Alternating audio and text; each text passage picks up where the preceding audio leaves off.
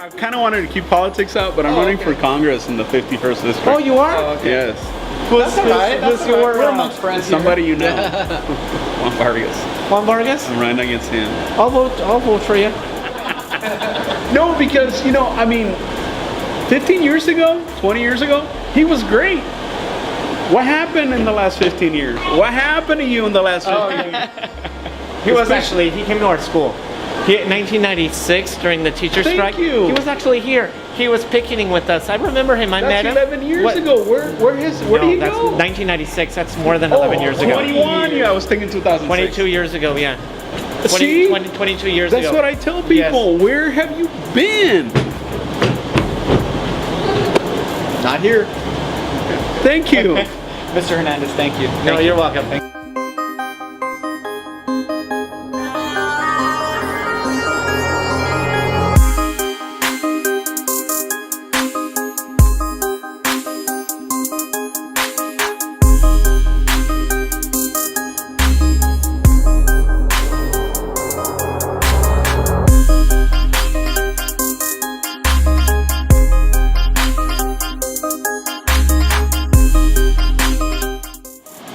I want to tell you my story, honest truth.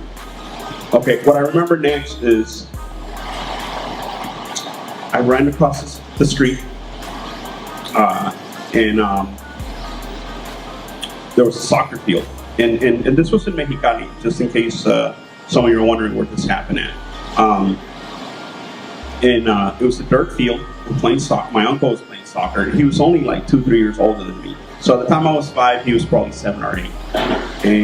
And I told him, you know, Memo, you know, I told him, it's his nickname, Memo. And he ignored me. And I go, Memo. And, you know, I'm screaming, Memo. You know, so finally he looks at me with an angry face, comes over my way, goes, ¿Qué quieres? What do you want? You know, and, you know, 5 years old, I didn't know what to say. All I could say was, my mom's dead. He's like, shut up, get out of my face. You know, cállate. No. Mi mamá está muerta. My mom's dead. So, he was really angry at this point. Estaba enojado. You don't play like that. You don't say those kind of things. Con esto no se juega. So he ran off to the house. All I remember after that is parts of the funeral. And that's it. I hate myself for not remembering more, and it hurts me to this day when I think about it. And you know, I want to make you feel better at this point.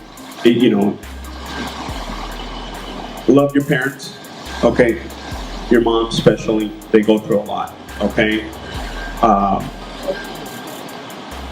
You know, your tios, your tias, uncles, aunts, your family, you know, that's your unit.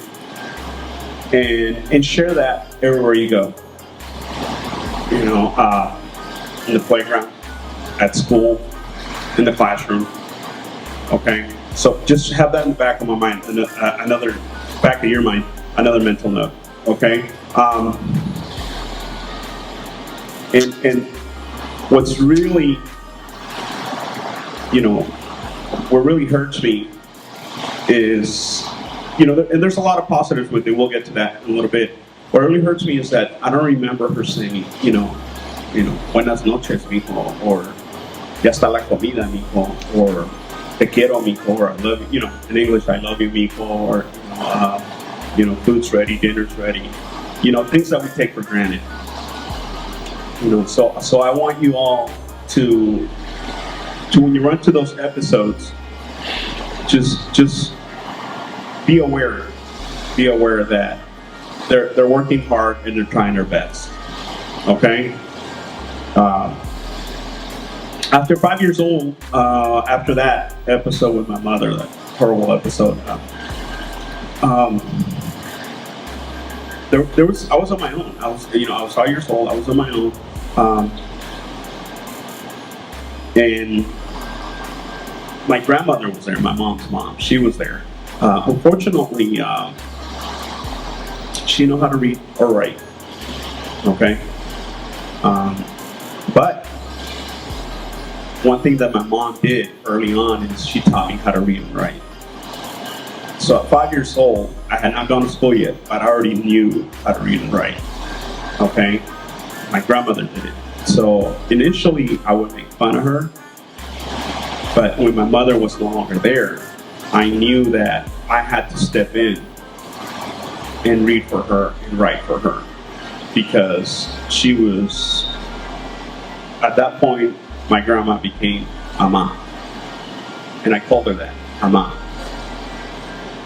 You know, that's who she became. Okay? So, the making fun of her stopped.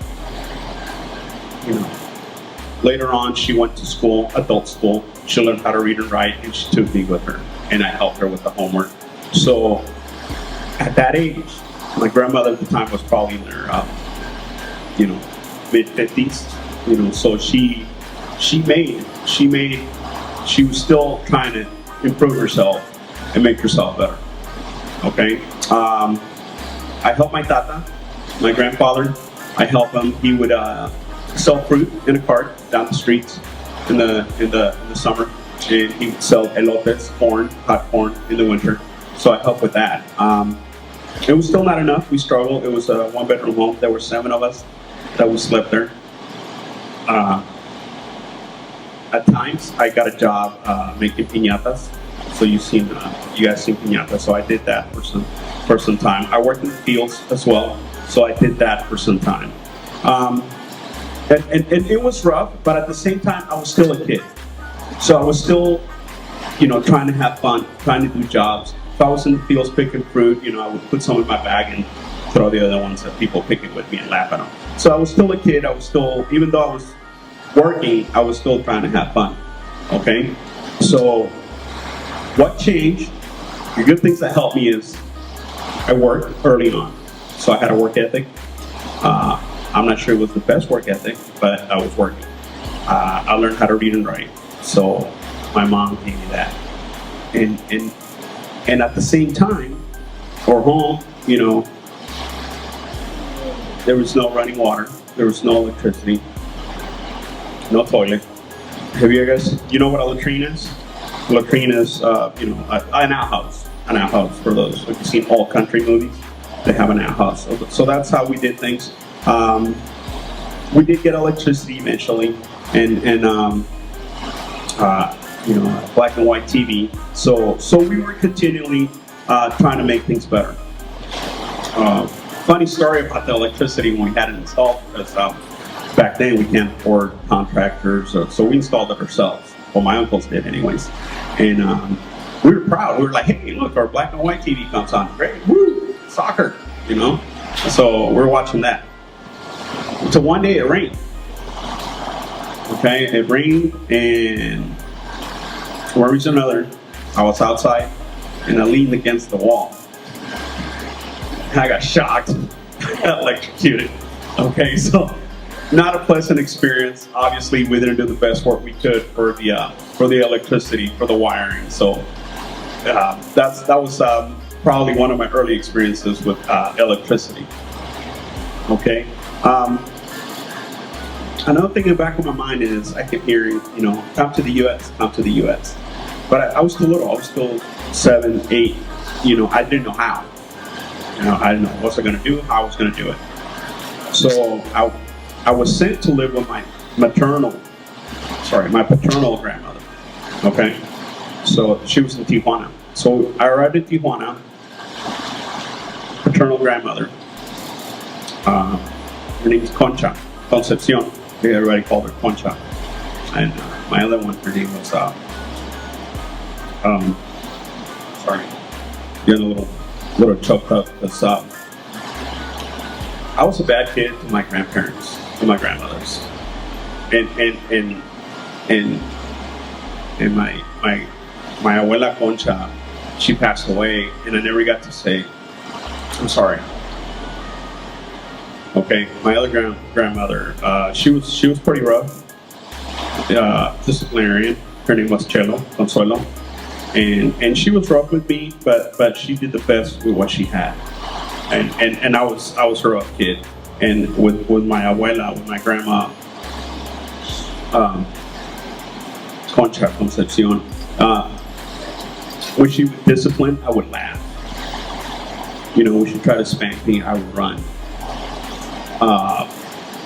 When she called me for dinner, I would not show up. Okay, so it hurts me that I never got to say I'm sorry to her that because I was a bad kid, grandson. Okay, so same thing. She did the best with what she had. Okay, and she never gave up. And because I was there and she was my mother, my father's mom, I got to meet my father eventually. You know, I didn't know I had a father, so I saw him. It didn't go well.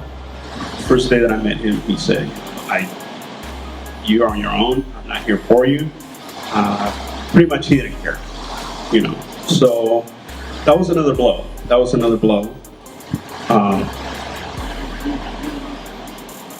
And right there and then, at that age, I said, I'm going to keep going, I'm going to persist, I'm going to persevere. I didn't know how, I didn't know in what, but I was going to do that. I had it in my heart, in my mind, at that age, that I was going to do something with myself. Okay? And that's what I want you to do. I want you to be something, persist, persevere, whatever that is. And you'll hear that from everyone, from your teacher, even the mean ones, even in los regañones, les van a decir, you know, do something with your life. Okay? It won't. I'm sure this is not the first time, and it won't be the last.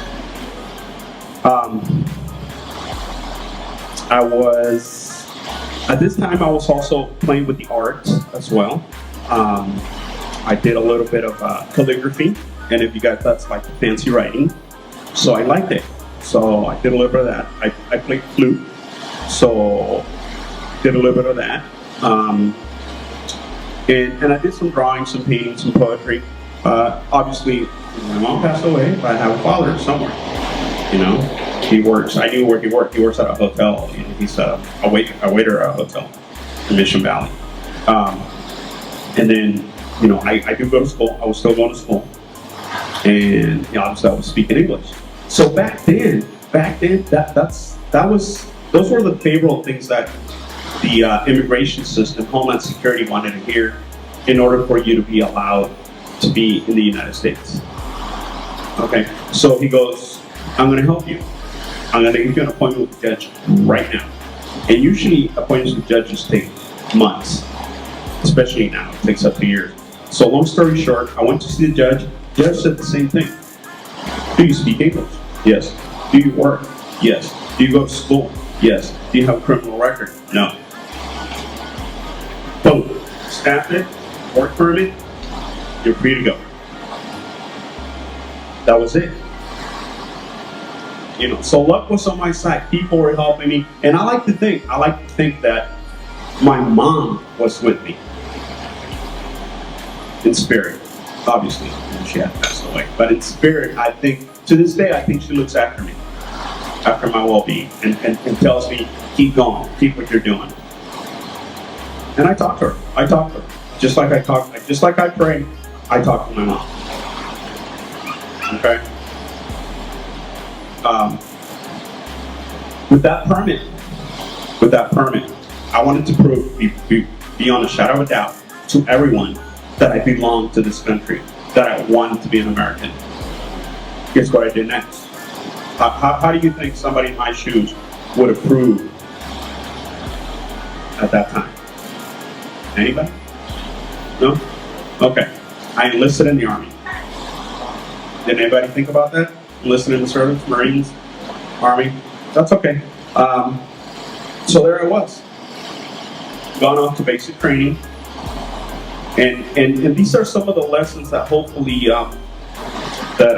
not my stories, but that your stories, your own experiences in life, you're gonna pick it up, assimilate to you, and grow up and learn from. Because this is what happened to me at basic training. To this point, I was in Mexicali, in Tijuana, in San Diego. Okay, Uh, basic training was in Georgia, Atlanta, Georgia, Fort Benning, Georgia. So I don't know if you guys have been in the West and the East and the South. It's a little bit different, okay? Even now, back then, there's a lot of racial tension there. Not that there isn't any here. If you're familiar with Martin Luther King, you know that he did a lot of work in the area, Alabama, Georgia. Okay. So this is the story. We were having lunch during basic training, and all the soldiers were eating. Okay. And one of the white soldiers, for some reason, he wanted a dessert, so I gave him mine.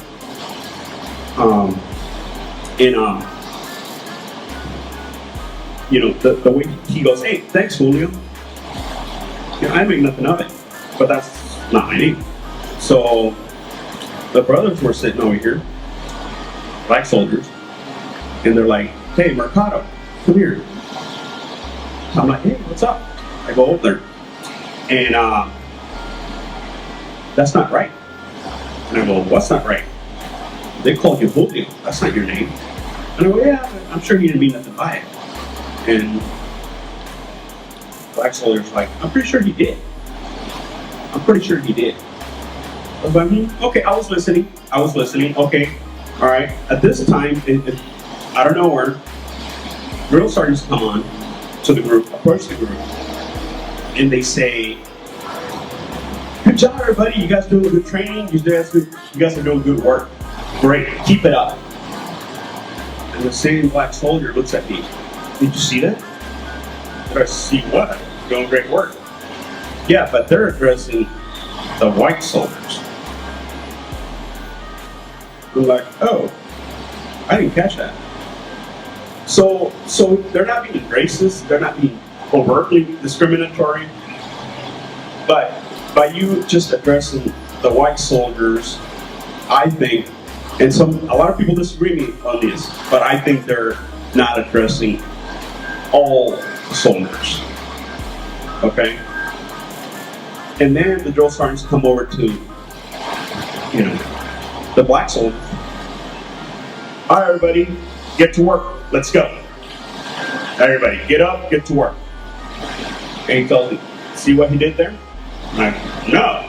He came over to our end and he said, "Get to work, everybody." So he goes, "Mercado, you got some learning to do. You need to pay attention." Okay, so pay attention. Be aware of your surroundings. Okay? There's a lot of lessons. Fast forward to after that, I ended up going to jungle training. I ended up going to Iraq. And 21st birthday there in a foxhole. I didn't kill anybody, but it got very close. I approached some Iraqi soldiers. We had our weapons. We're infantry. We approached them. They're approaching us. Okay, and this is war. So I was scared. I'm not gonna lie. Everybody was scared. Everybody will say, "Yeah, there's a fear factor there." Unfortunately, it was faith, God looking after me, my mom, I don't know. As they approached, they raised the white flag. They surrendered. The Iraqi soldiers. America number one. America number one. That's what they said. We took in their weapons. We fed them. We provided them with medication. One of them had his kid with him. Kid was probably 5, 6 years old. He goes, "Here, I want you to help my child. Take him to America with you." America number one. You guys are already here. Okay? All right? And there's a lot. I wish I could talk to you like forever because there's a lot of stories, and I am writing a book about my story. So hopefully, eventually, you'll have that in your hands, and I'm willing to give you that for free. Okay? You are already here in the United States of America. Everyone here speaks English? Okay. No? Learn English. Don't be shy. Don't be afraid. Don't be nervous. Okay? This is how I learn English. My best friend only spoke English in high school. He didn't speak Spanish. So I had to learn English to, have fun, hang out, go to 7-Eleven, buy a Slurpee, play video games, do whatever. Two, I watched TV in English. Okay? Back then there was a TV show called Three's Company and also The Jeffersons. So I learned, that's what helped me learn English. And once I entered the Army, that's what helped me learn English. Okay? I applied for a scholarship, ROTC, San Diego State. Okay, I left one keep pointing out. I did drop out of high school my senior year. But I had a plan. I went to night school, and I still got my diploma. So I didn't, the venue where I was learning changed, but I didn't quit learning. I didn't quit studying. Because I had a job and I had things to do, pay bills to pay. But I kept going to school. So no matter what you're throwing in your life, keep going to school, keep learning, keep doing whatever it is you have to do, keep moving forward. Just because you may not be going to the school you want to go to, you don't have the computer that you want, you don't have the cell phone that you want, keep learning, keep fighting, keep moving forward. Okay, and that's what that's persist. That's that one message. I ended up applying for a scholarship at San Diego State. Long story short, I got it. I graduated. I did ROTC. I was a now commissioned officer. Okay, so I was a lieutenant, captain, and then I left the Army. And the reason I left, and I want to wrap this up, and it's true to now, I want to do more with my life. Okay, I got a disciplinary retirement from the Army. I've been working as a deputy sheriff for the last 10, 11 years. Okay, and when I got hired, they did a background check, and they said, "Hey, you came here as an undocumented, person, immigrant." But that's not a criminal act, and a lot of people don't know that. The media, the news, like to tell you that undocumented people, illegals, are criminals. No. We have a criminal system and we have an immigration system. They're two different animals, two different. Okay, so a lot of people, the news likes to mix those two up and call, undocumented people criminals. So it's two different things. Okay. To wrap it up, they still gave me the job. Okay. Because that's what they said. They said, well, that's not a criminal record, that's an immigration record, and we cannot deny you a job for having an immigration record. So whatever your immigration status is, okay, you can move on, you can get hired, you can get the jobs, okay, get the proper training, keep doing what you're doing. You're here in school, so keep doing what you're doing. Follow your heart, follow your passion. If I did it, you can do it. And you're going to do better than I can. Better than I have. Better than I ever will. Because you have, at your age, much better tools, much better people around you. Okay? So thank them, thank the parents, thank the administrators, and thank you. Thank you.